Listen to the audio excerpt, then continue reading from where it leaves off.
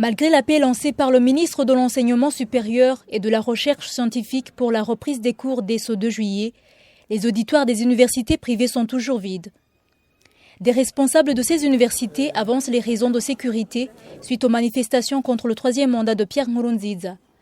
Pour le recteur de l'université du lac Tanganyika, la plupart des étudiants viennent des quartiers contestataires.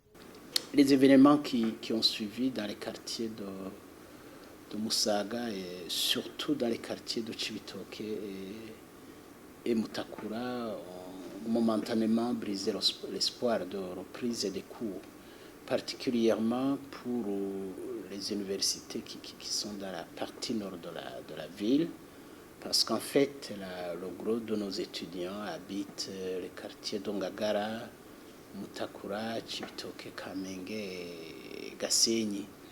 Alors, ça fait que ceux qui sont à l'intérieur hésitent à redescendre.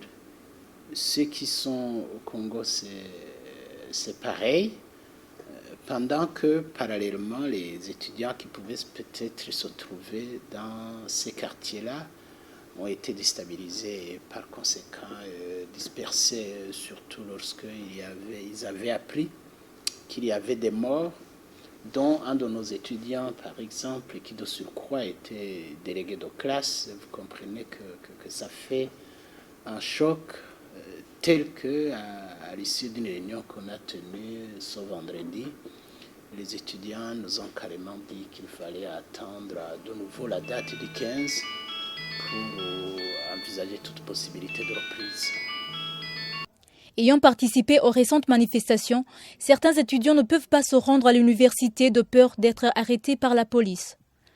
Le recteur de l'université Martin Luther King espère que les étudiants qui viendront suivre les cours ne seront pas inquiétés. Une des questions qui nous sont posées et auxquelles on n'arrive pas à trouver des réponses satisfaisantes. Mais nous espérons, comme le ministre l'a promis, le gouvernement ne pourra pas attraper les étudiants qui ont coupé court avec les manifestations. Que le gouvernement ne pourra pas envoyer des policiers pour attraper les étudiants en train de suivre les cours, ou qu'on ne pourra pas reprendre au chemin de retour en rentrant à la maison ou en allant à l'université. Ça, nous faisons confiance au gouvernement et nous espérons quand même le gouvernement va tenir sa promesse.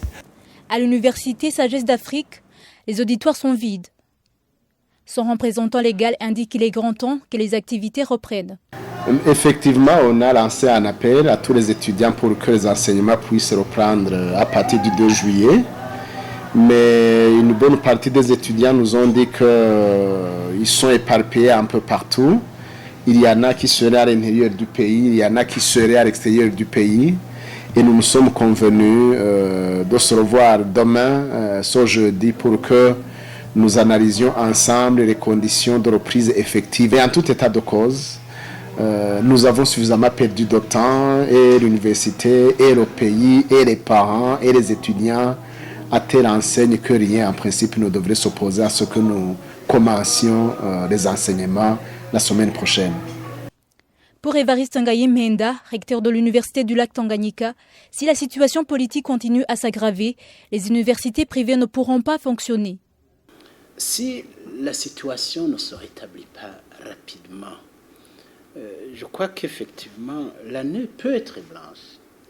Et ça sera la conséquence la moins grave à la limite. Pourquoi? Parce que nous sommes une université payante. Mais prenons même l'exemple de l'université publique comme l'ENS, comme l'université de Bujumbura. Si la situation continue à s'enliser, eh bien, nous devons comprendre que l'État n'aura plus les moyens de fonctionner. Et si l'État ne fonctionne pas, c'est clair aussi que le privé ne va pas fonctionner. Déjà à ce stade, je ne me fais pas d'illusion que même si les enseignements reprenaient, nous devrons attendre 3-4 mois pour avoir de quoi payer les salaires. Maintenant, on pourrait avoir un semblant de sécurité, tel que les cours reprennent. Mais la reprise des cours en elle-même ne signifie rien. Si l'ensemble de l'activité économique ne reprend pas, autrement dit, si même à l'absence de conflits violents, la situation politique continue à s'enliser, il est clair qu'il y aura une paralysie de beaucoup de secteurs. Le secteur de l'éducation et par conséquent de l'enseignement supérieur, surtout privé y compris. Ouais. Signalons que ces étudiants viennent de passer 2 mois sans se présenter dans les auditoires.